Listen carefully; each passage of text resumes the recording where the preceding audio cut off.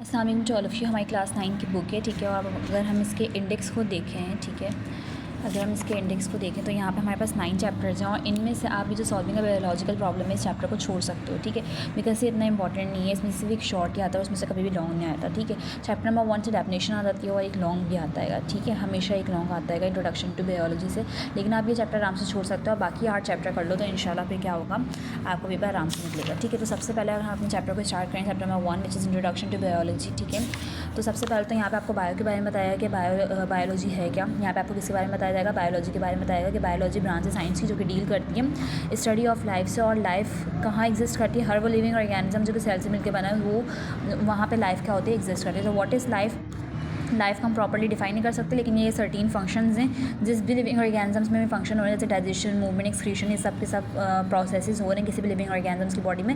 तो इसका मतलब ये कि उस लिविंग बॉडी में लाइफ एग्जिस्ट कर रही है, ठीक है ना। फिर division and branches of biology, biology के 3 मेजर क्या नाम है ब्रांचेस हैं, जोलॉजी, बॉटनी और माइक्रोबायोलॉजी। ये ना ये क्या नाम है डिवीजन्स हैं, यानी कि आपने बायोलॉजी को डिवाइड कर दिया, वरना तो बायोलॉजी की बहुत सारी ब्रांचेस हैं, ठीक है, जो कि आप फर्दर स्टडी करो। तो जोलॉजी क्या है, ये वो ब्रांच है, ये वो डिवीजन है, ठीक है, बायोलॉजी का ये वो ब्रांच है जिसमें क्या होता है कि हम एनिमल्स की स्टडी करते हैं, उनके स्ट्रक्चर, उनके फंक्शंस। बॉटनी में क्या होता है कि हम प्लांट्स की स्टडी करते हैं, उनके स्ट्रक्चर, उनके फंक्शंस, ठीक है। और माइक्रोबायोलॉजी में क्या होता है, वो लिविंग ऑर्गेनिज्म जिसको मैं और आप अपनी नेकेड आई से नहीं देख सकते, जैसे बैक्टीरिया, फंजाई, इन सबको, यानी हम माइक्रोब्स को स्टडी करते हैं। माइक्रोब्स वो लिविंग ऑर्गेनिज्म होते हैं जिनको हम अपनी नेकेड आई से नहीं देख सकते। फिर हमारे पास ब्रांचेस ऑफ बायोलॉजी आ जाएंगे, ठीक है। अब यहाँ पर ना ये शॉर्ट है, ठीक है, ये क्या है बच्चों, ये शॉर्ट है। आपने यहाँ से लेकर यहाँ तक कुछ भी याद नहीं करना, आपने ये शॉर्ट के लिए याद करना है। डिवीजन्स ऑफ बायोलॉजी ये पिछले साल आ चुका है, ठीक है, यानी मैं 2026 में वीडियो रिकॉर्ड कर रही हूँ तो 25 में ये आया है डिवीजन्स ऑफ बायोलॉजी, ठीक है।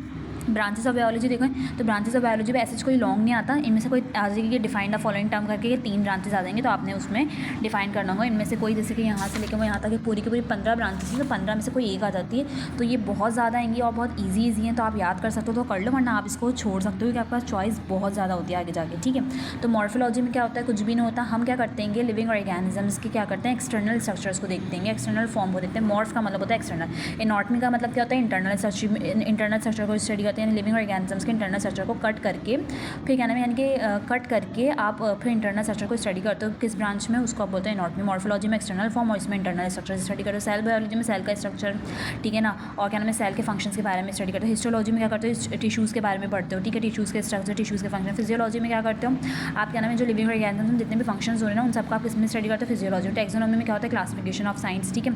Taxonomy the science of classification. Taxonomy क्या है, ब्रांच है बायोलॉजी की जो कि क्या नाम है, जिसमें हम प्रिंसिपल, ग्रुपिंग और नेमिंग पढ़ते हैं लिविंग ऑर्गेनिजम्स के। लिविंग ऑर्गेनिजम्स को हम डिवाइड कर देते हैं ना कि आप इस क्लास में जाओगे, आप इस क्या नाम है क्लास से बिलोंग करोगे, आप इस टैक्सा से बिलोंग करोगे, तो उस ब्रांच का क्या होता है, टैक्सोनॉमी। जेनेटिक्स क्या होता है, जेनेटिक्स वो ब्रांच है बायोलॉजी की जिसमें हम क्या नाम है हेरिडिटी के बारे में पढ़ते हैं। हेरिडिटी क्या होता है कि जो characteristics parents to offspring transfer होती है ना, ऐसी कैरेक्टरिस्टिक्स को बोलते हैं हेरिडेटरी कैरेक्टरिस्टिक्स, तो उस फिनोमिना को बोलते हैं हेरिडिटी।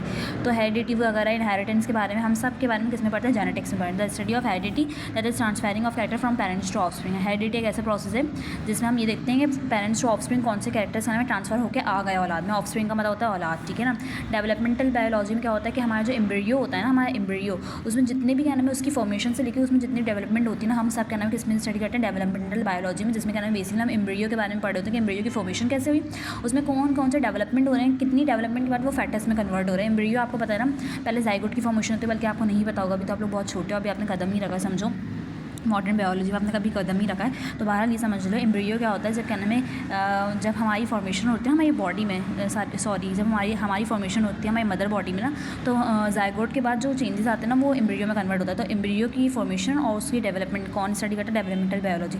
एनवायरमेंटल बायोलॉजी में हम कहने में क्या करते हैं, लिविंग ऑर्गेनिजम्स का यानी लिविंग फैक्टर्स का नॉन लिविंग फैक्टर्स के साथ क्या रिलेशन है उसको हम एनवायरमेंटल बायोलॉजी में डिस्कस करते हैं। पैलियोंटोलॉजी में क्या होता है कि हम ना क्या नाम है जो हमारे ऑर्गेनिक लाइफ है ना, पास्ट ऑर्गेनिक लाइफ, हमारे फॉसिल फ्यूल, उन सबको क्या नाम है हम स्टडी करते हैं पैलियोंटोलॉजी में, यानी हम क्या करते हैं अपने क्या नाम है पास्ट लिविंग ऑर्गेनिजम्स को स्टडी करते हैं पैलियोंटोलॉजी। बायोटेक्नोलॉजी में क्या होता है कि हम लिविंग ऑर्गेनिजम्स को यूज़ करके क्या करते हैं, मेन काइंड को फ़ायदा पहुंचा रहे होते हैं, ठीक है।